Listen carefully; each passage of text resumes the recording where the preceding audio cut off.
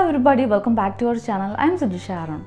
As you know, Canada is one of the popular destinations of international students, and of course Canada provides very high quality of education and academic experiences.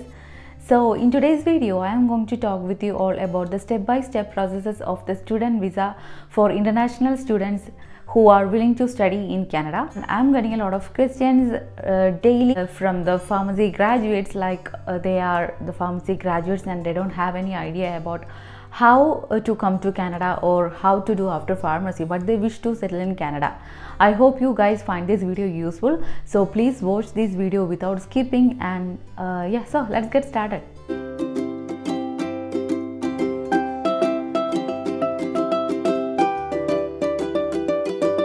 Very first step is choosing a course or institution based on your career area, interest and background.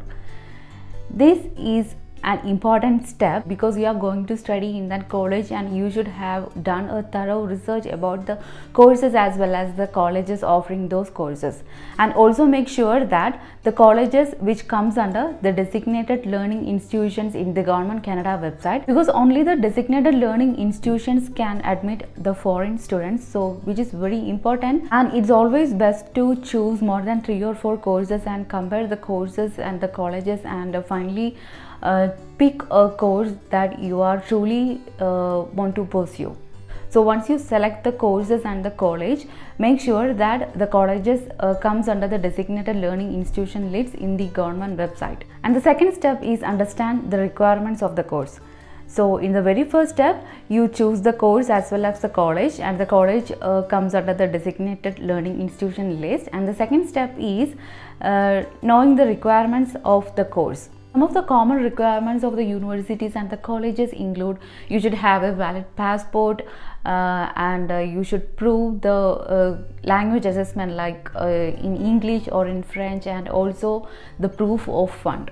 And of course the requirements may vary between the province to province and from college to universities, but these are the common requirements. So you need to conduct a careful analysis of the rules and the regulations of the colleges and the requirements of the colleges before applying for the course. So in the language proficiency, IELTS should be an ideal thing, because it is acceptable in almost all the universities and colleges in Canada except Quebec, because Quebec is primarily a French-speaking province, and in order to get admission in the Quebec province, you have to show the proficiency in the French. And in the French exam, the most common is the TEF exam, and also you should check the band needed for the IELTS in the admission requirements, which is mentioned in the college course requirements in the website. So make sure that you achieve the score which is required to get admission in the college. So once you get the IELTS results, it's time to apply for the universities or the institutions. So once you gathered all the documents, double check that you met all the requirements of the courses, the admission requirements.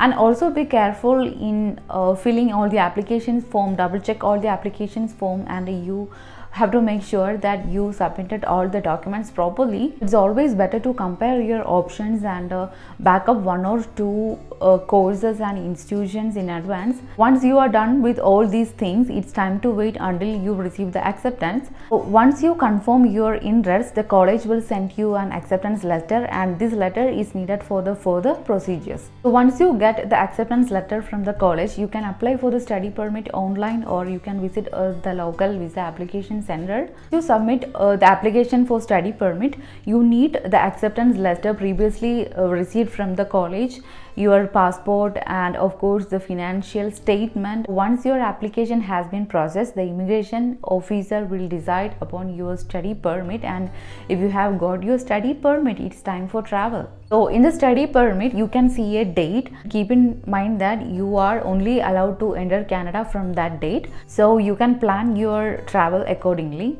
Once you reach Canada, in the airport, an immigration officer will verify your permit then only you are allowed to enter to Canada, and that is it. You can now start your new life in Canada as an international student. After graduation, Canada's postgraduate work permit allows students to start their careers here. So it is always better to choose a 2-year program like master's, postgraduate diploma or diploma, whatever. So make sure that you apply for a 2-year diploma program or 1+1 course programs.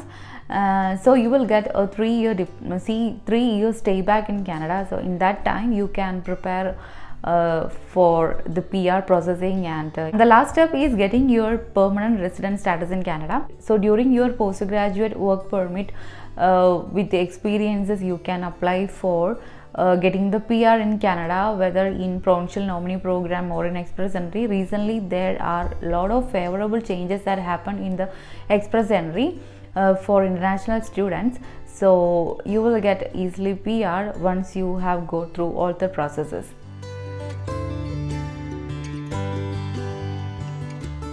These are the step-by-step process of international student visa in Canada. So I hope you guys find this video useful. Please let me know your comments and suggestions, and what you say. Yeah, see you all soon in the next video. Take care and bye bye.